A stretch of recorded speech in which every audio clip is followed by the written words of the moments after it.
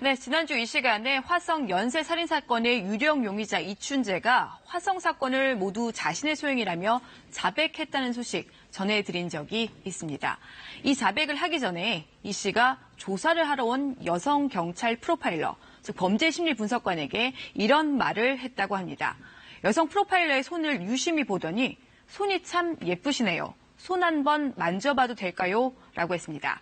그러자 이 프로파일러 당황하지 않고 일을 다 마치고 악수나 한번 하자며 상황을 넘겼다고 합니다.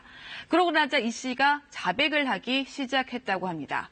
프로파일러 앞에서 여유를 부리던 이 씨, 화성 사건을 포함한 14건의 살인을 저질렀다고 고백합니다. 그런데 문제는 모두 10건에 이르는 화성 사건입니다. 지난 1986년부터 시작된 화성 사건 10건 중에서 1988년에 일어난 8차 사건은 당시의 경찰이 모방 범죄로 결론을 냈고 피의자가 검거돼서 법원에서 무기징역을 선고받았습니다. 이 사건의 피의자는 당시 22살이던 윤모 씨입니다. 무기징역을 선고받은 뒤에 이후 20년형으로 감형돼서 지난 2009년에 가석방된 것으로 확인이 됐습니다. 그런데 이 8차 사건을 이번에 이춘재가 자신의 소행이라고 한 겁니다. 어떻게 된 걸까요? 8차 사건은 지난 1988년 9월 16일 오전 6시 50분쯤에 드러납니다. 화성군 진안리에 살던 당시 13살 박 모양이 자신의 방에서 숨진 채 발견됐습니다. 화성 사건의 일종의 상징처럼 여겨지던 것들, 그러니까 피의자의 입에 재갈이 물려져 있거나 속옷 등으로 손발이 묶이진 않아서 화성 사건과의 연관성을 단정짓기는 애매한 상황이었습니다. 경찰은 현장에서 발견한 채모를 통해 혈액형과 특징을 알아낸 뒤에 사건 발생 10개월여 만에 일대에서 농기계 용접공으로 일하던 윤 씨를 피의자로 특정합니다. 당시 윤 씨는 경찰에 내 몸이 불구라는 특징 때문에 피해자가 고발하면 경찰에 쉽게 잡힐 것 같다는 생각에 살해했다며 범행을 인정했습니다. 그래서 당시 법원은 이런 증거와 진술을 바탕으로 무기징역을 선고했습니다.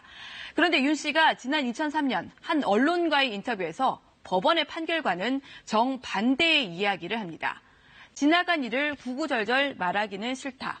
나는 법인이 아니다라고 한 겁니다. 상황이 이렇게 되다 보니까 경찰은 당시 수사 기록부터 다시 처음부터 살피면서 이춘재 자백의 진실을 가리고 있습니다. 이춘재가 자백한 살인사건은 화성 사건 10건 외에 4건이 더 있습니다.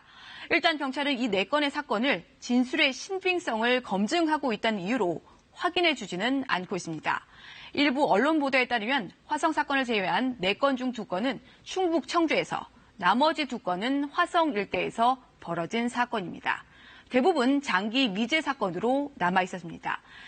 이춘재의 자백을 모두 믿기는 당연히 어렵습니다. 하지만 한 언론 보도에 따르면 이춘재는 지난 1994년 처제를 살해하고 경찰에 붙잡혔을 당시에 담당 형사가 처제를 3번 폭행했다고 하자 아니다, 4번이라고 정정까지 해주면서 정확히 범죄 사실을 기억했다고 합니다.